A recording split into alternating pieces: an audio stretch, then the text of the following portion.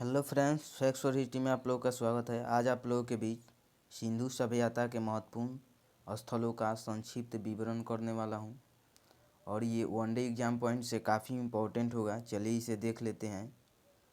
चलिए, first number है हड़प्पा। और हड़प्पा ये नौगढ़ दुर्ग, इसके बारे में जानकारी एकत्रित कर लेते हैं। चलिए, ये कहाँ पे था, चलिए इसे देख लेते हैं।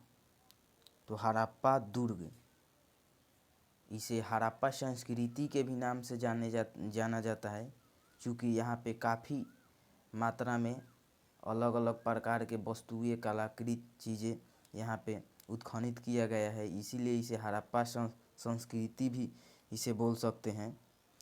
चलिए देख लेते हैं। ये हड़प्पा जो नौगढ़ दुर्ग था, ये पाकिस्तान के पंजाब प्रांत में स्थित मोंटगोमरी, पाकिस्तान के मोंटगोमरी ज़िले में रावी नदी के बाएं तट पे, कहाँ पे, बाएं तट पर यह स्थित स्थल है। और इसके उत्खननकर्ता कौन है, इसे भी देख लेते हैं। देखिए यहाँ पे निर्देशन और जानकारी दिया गया है। सर्वप्रथम 1826 में चार्ल्स डार्विन ने ये जानकारी दिया कि सिंधु सभ्यता यहाँ पे है, और इसके मतलब इससे भी पहले सभ्यता एक थी। 1826 में ही चार्ल्स मेंसर ने इसे पहले बताए।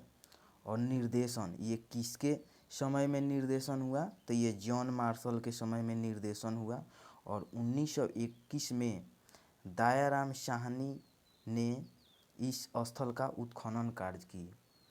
तो यहाँ पे प्रश्न पूछ सकता है किसके निर्देशन में इस दुर्ग का उत्खनन कार्य हुआ, तो ये प्रश्न बन सकता है। तो इसका आंसर होगा जॉन मार्शल, न कि दयाराम साहनी। दयाराम साहनी उत्खनन करता है, जो कि 1921 में इस स्थल का उत्खनन कार्य किए। चलिए इसे अवशेष देख लेते हैं, क्या क्या अवशेष हड़प्पा सभ्यता से प्राप्त हुआ, अर्थात हड़प्पा से अवशेष देख लेते हैं। मुख्य अन्नागार हड़प्पा से प्राप्त हुआ है। श्रमिक आवास, बर्तन पर बना मछुआरे, शंख का बना बैल, पीतल का बना इक्का, ईंटों के बने चबूतरे, गेहूं और जौ। ये देखिए, ये सारी चीज़ें हड़प्पा से उत्खनन किया गया है, और इन सभी का अलग अलग कार्य भी है, इसे भी जान लेते हैं। और जैसे कि ईंटों के बने चबूतरे, ईंटों का बने चबूतरे तो बनाने का तो कुछ मुख्य पर्पस तो ज़रूर होगा, तो उस समय इन लोगों ने क्या पर्पस अपनाए होंगे। चलिए, ईंटों के बने चबूतरे में जो बैल से जो गेहूँ और जौ दावने का कार्य होता है, वह ईंटों के चबूतरे इसी पे किया जाता था उस समय। देखिए यहाँ पे गेहूँ और जौ दोनों का साक्ष्य भी मिला है। और ये साक्ष्य कहाँ से मिला है, तो हड़प्पा में जो बैल के जो ईंटों के बने चबूतरे के जो दरारें होते हैं, उसी में ये गेहूँ और जौ के दाने मिले हैं। इसी से विद्वानों ने अनुमान लगाया कि ये ईंटों के चबूतरे गेहूँ को बैल से दावने का कार्य किया जाता होगा। और ये हड़प्पा सभ्यता के बारे में, हड़प्पा के बारे में कुछ जान लेते हैं। देखिए, हड़प्पा ये लगभग 5 किलोमीटर से के क्षेत्रफल से भी ज़्यादा ये फैला था, और ये लगभग 5 किलोमीटर के क्षेत्रों में फैला था। और ये करीब करीब 5 किलोमीटर में ये लगभग ये स्थल बसा हुआ था। चलिए आगे देख लेते हैं।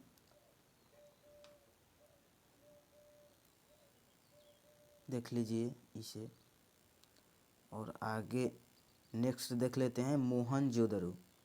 इसे कहीं कहीं पे मोहनजोदारो भी लिखा रहता है, उसे कंफ्यूज मत होइएगा। मोहनजोदड़ो या मोहनजोदारो एक ही है। चलिए इसे जान लेते हैं। ये भी पाकिस्तान के सिंध प्रांत के मोहनजोदड़ो जो है पाकिस्तान के सिंध प्रांत के लारकाना जिले में सिंधु नदी के दाएं किनारे पर स्थित है। देखिए यहाँ पे मोहनजोदड़ो जो है वो सिंधु नदी के दाएं किनारे पे है, जबकि हड़प्पा रावी नदी के बाएं किनारे पर स्थित है। चलिए इसे खोजकर्ता देख लेते हैं, आखिर ये मोहनजोदड़ो का किसने खोज किया। तो देखिए 1922 ईस्वी में R.D. बनर्जी अर्थात राखाल दास बनर्जी ने इस स्थल का उत्खनन करता है। इस स्थल का R.D. बनर्जी ने उत्खनन करता है और इसे मोहनजोदड़ो से जो अवशेष प्राप्त हुए हैं उसे भी देख लेते हैं, चूँकि एग्ज़ाम पॉइंट में यही सब पूछा जाएगा कि मोहनजोदड़ो कहाँ पे है, किस देश में है, किस ज़िले में है, किस नदी के किनारे है, इसे खोजकर्ता कौन है, इसे मिले अवशेष क्या है। यही सब मुख्य इम्पोर्टेंट क्वेश्चन बन सकता है और इसे भी इस वीडियो में एकत्रित करने का कोशिश किया गया है। चलिए इसके अवशेष जान लेते हैं। देखिए मोहनजोदड़ो जो है, मोहनजोदड़ो जो नगर, उससे अवशेष क्या क्या मिले हैं। तो देखिए यहाँ पे एक विशाल स्नानागार, मोहनजोदड़ो का सबसे बड़ा यही माना जाता है विशाल स्नानागार, और महत्वपूर्ण भवनों के अन्नागार, सभा भवन, पुरोहित के आवास, पुरोहित मतलब जो पंडित लोग होते हैं उसका आवास, कुम्हारों के भट्ठे, कुम्हार के भट्टे जो चाक पे गढ़ते हैं वो, और सूती कपड़ा, हाथी का कपाल, गले तांबे के ढेर, कांसे के नृत्य मूर्ति और घोड़े के दांत के अवशेष भी यहाँ से प्राप्त हुए हैं मोहनजोदड़ो में। देखिए यहाँ पे क्वेश्चन क्या उठा सकता है कि यहाँ पे विशाल स्नानागार कहाँ पे है, किस नगर में है सिंधु सभ्यता के। तो यहाँ पे प्रश्न बन जाएगा ये, और दूसरा बन जाएगा घोड़े के दांत के अवशेष किस स्थल से प्राप्त हुआ है। तो ये किस स्थल से, मोहनजोदड़ो से प्राप्त हुआ है। और यहाँ पे विशाल एक स्नानगार के बारे में हम बात किए हैं जो मोहनजोदड़ो के काफ़ी ये बड़े इमारतों में से एक है, और इसका लगभग मोहनजोदड़ो की यदि बात करें कि कितने किलोमीटर में ये स्थित था, तो ये भी लगभग 5 किलोमीटर के ही अंतराल में ये भी विकसित हुआ था। और ये तो खोजकर्ता देख लिए।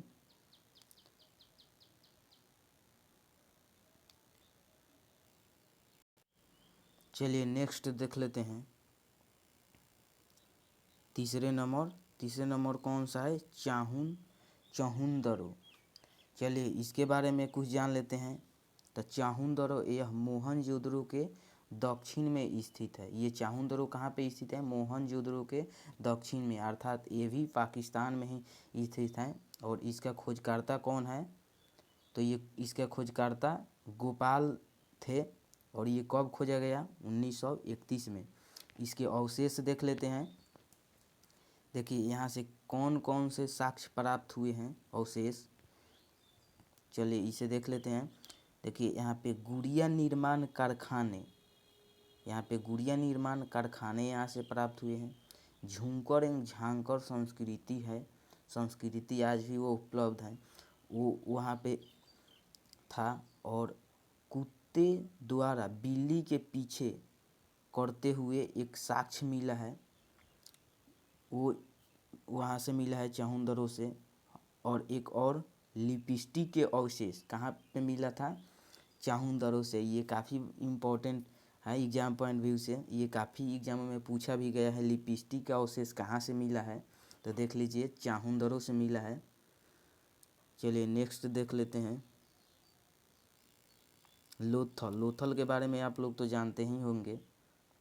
ये गुजरात राज्य के अहमदाबाद ज़िले के भोगवा नदी के किनारे सरागवाल ग्राम में के समीप था ये लोथल। और ये उस समय का बंदरगाह था, जो सिंधु सभ्यता जिस समय चली आ रही थी उस समय ये लोथल एक बंदरगाह था। और इसके खोजकर्ता कौन थे, रंगनाथ राव थे। और ये कब खोजा गया? 1957 से 58 में। यहाँ से क्या क्या अवशेष मिला है उसको चलिए देख लेते हैं। तो देखिए यहाँ से अवशेष जो मिला है वह प्रमुख हड़प्पा कालीन बंदरगाह, आपको पहले भी बोल चुके हैं कि ये लोथल क्या था? एक बंदरगाह था। यहाँ से मिरिड भांड भी मिले हैं।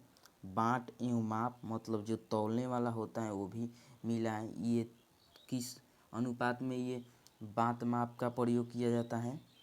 तो देखिए 1:4:8 अनुपात, मतलब इसी तरह 1 का 4, 4 का 8, 8 का 16, 16 का 32, इसी तरह यहाँ पे माप बाट का प्रयोग होता था। और ये अपना किस अनुपात में करते थे अब उतना तो यहाँ पे नहीं मतलब खोजा गया है। और देखिए 3 युग्मित समाधि के साक्ष्य यहाँ पे हैं। जैसे चावल के साक्ष्य यहाँ से प्राप्त हुआ है। फारस के मुहरों अब यहाँ क्यों प्राप्त हुआ है? चूँकि ये बंदरगाह था, यहाँ से सामानों का आयात निर्यात होता था, इसीलिए फारस की मुहरें भी यहाँ मिली हैं। घोड़े की लघु मूर्तियाँ, मतलब घोड़ा के जो मूर्तियाँ छोटा छोटा होता है वो भी मिला है। यह स्थल पश्चिम एशिया के साथ व्यापार के दृष्टिकोण से सर्वोत्कृष्ट है। तो इसके बारे में जान गए। इसके बारे में तो अनुमान हो गया लोथल के बारे में। अब चलिए नेक्स्ट देख लेते हैं।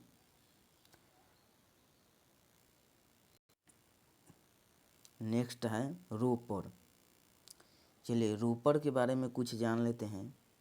देखिए रोपर ये पंजाब प्रदेश, जो अभी वर्तमान में भारत के राज्य है पंजाब के रोपर ज़िले में सतलज नदी के किनारे ये स्थल है। कहाँ पे? सतलज नदी के। ये प्रश्न बार बार पूछा गया है एग्जामों में कि रोपर किस नदी के किनारे है, तो आपको ये आंसर क्या लगाना होगा? सतलज नदी। और देखिए इसका खोजकर्ता कौन थे? यगदत्त शर्मा, जो कब खोजे थे? 1953 से 56 के बीच में इसके शोध चला।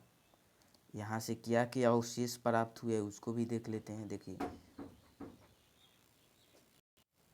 यहाँ से जो अवशेष प्राप्त हुआ है उसे देख लेते हैं। देखिए यहाँ से अवशेष जो प्राप्त हुआ है, मिट्टी के बर्तन, आभूषण, तांबे के कुल्हाड़ी, मकान, पत्थर मिट्टी से जो बना जाता है उसका यहाँ पे साक्ष्य मिला है। ज़्यादा यहाँ पे ये इम्पोर्टेंट नहीं है, ज़्यादा है इसके उत्खननकर्ता और ये किस नदी के किनारे है, यही 2 इम्पोर्टेंट है यहाँ पे।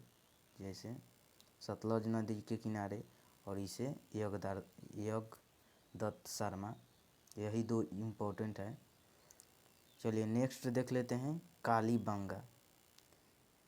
कालीबंगा के बारे में आप लोग ही सुने ही होंगे। काले चूड़ी भी इसे कहा जाता है, काले रंग की चूड़ी।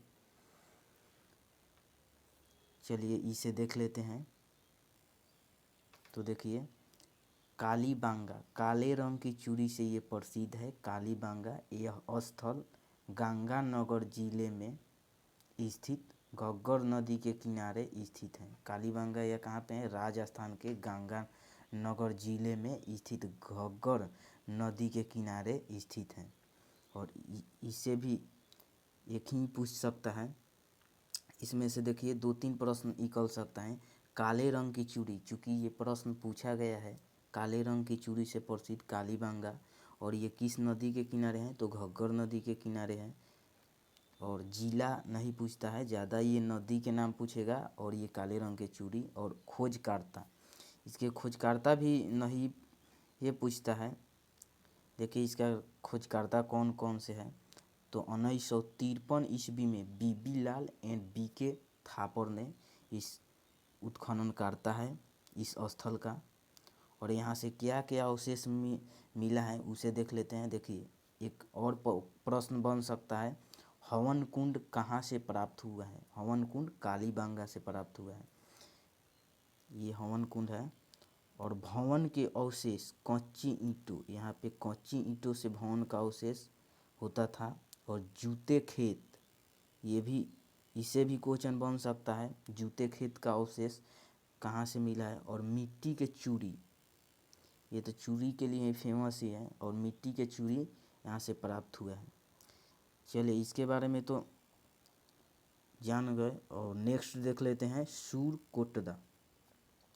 सुरकोटरा को देख लेते हैं। ये गुजरात के कच्छ जो ज़िला है उसमें इसका स्थल मिला है। और ये इसका उत्खननकर्ता कौन थे और कब खोजा गया, तो देखिए 1964 में जयपति जोशी ने इसका खोज किए। और यहाँ से जो सुरकोटरा से अवशेष मिला है वो सिंधु सभ्यता के पतन।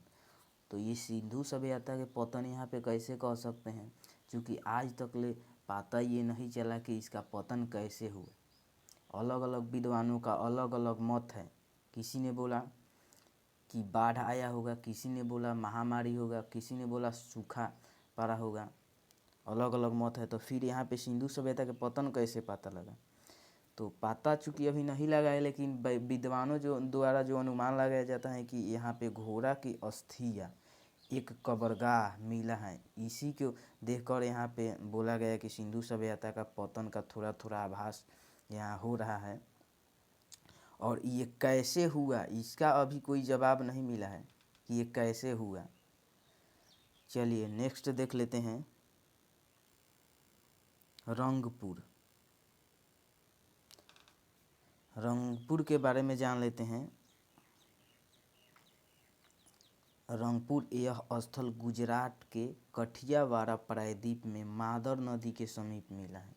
तो ये भी पूछ सकता है कि रंगपुर किस राज्य में है, तो ये गुजरात में। और ये किस नदी के किनारे हैं, तो मादर नदी। इसके खोजकर्ता कौन है, रंगनाथन स्वामी। और 1953-54 में ये उत्खनन यहाँ पे हुआ। और यहाँ से अवशेष क्या मिला है, धान की भूसी, नालिया, मृदभांड एवं बाट। चलिए इसे जान गए। और 9 नंबर देख लेते हैं बनवाली।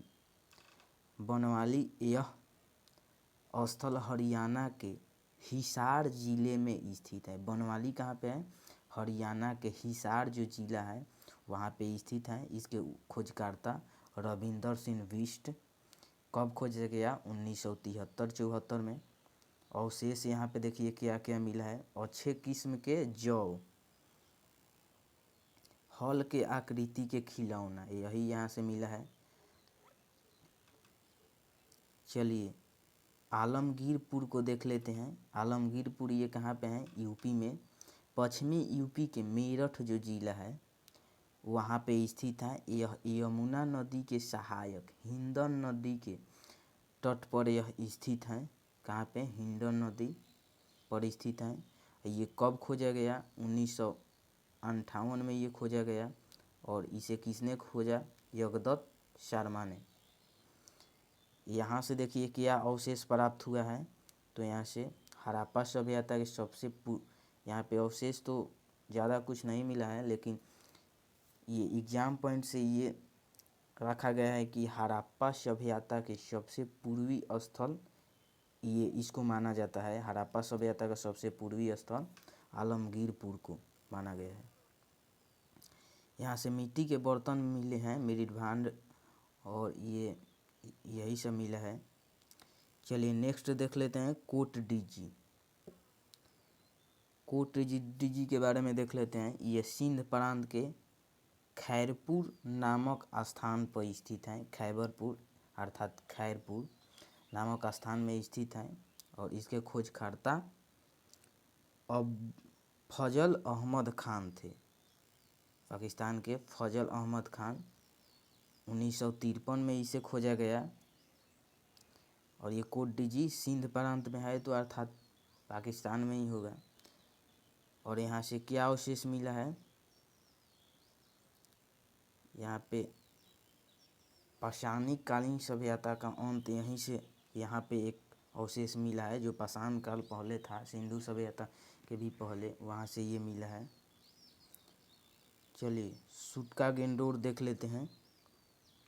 यह स्थल दक्षिण बालूचिस्तान में दासक नदी के किनारे हैं। किस नदी के किनारे हैं? दासक नदी के। कहाँ पे? बालूचिस्तान के दासक नदी के किनारे। ये इसका खोज कब हुआ था? 1927 में। किसने किया था? ओरेन स्टाइन ने। किसने? ओरेन स्टाइन ने। और यहाँ से क्या अवशेष मिला है? तो यहाँ पर अस्थि से भरा बर्तन, अस्थि कलश से भरा बर्तन, तांबे की कुल्हाड़ी, मिट्टी से बनी चूड़ियाँ, यहाँ से ये अवशेष मिला है। और आज के लिए अंतिम देख लेते हैं धौलावीरा को। ये धौलावीरा नवीन कड़ी के रूप में जुड़ने वाला यह कच्छ के रण में मध्य स्थित द्वीप खंडीर में स्थित है। ये कच्छ मतलब जो गुजरात के ये जिला है, कच्छ जिला, वहाँ पे एक नवीन, इसे न्यू बोल सकते हैं, नवीन में इसे खोजा गया है। चलिए आज के लिए इतना ही, मिलते हैं नेक्स्ट वीडियो में। वीडियो अच्छा लगे तो लाइक करना और चैनल को सब्सक्राइब करना बिल्कुल ना भूलें। Thank you.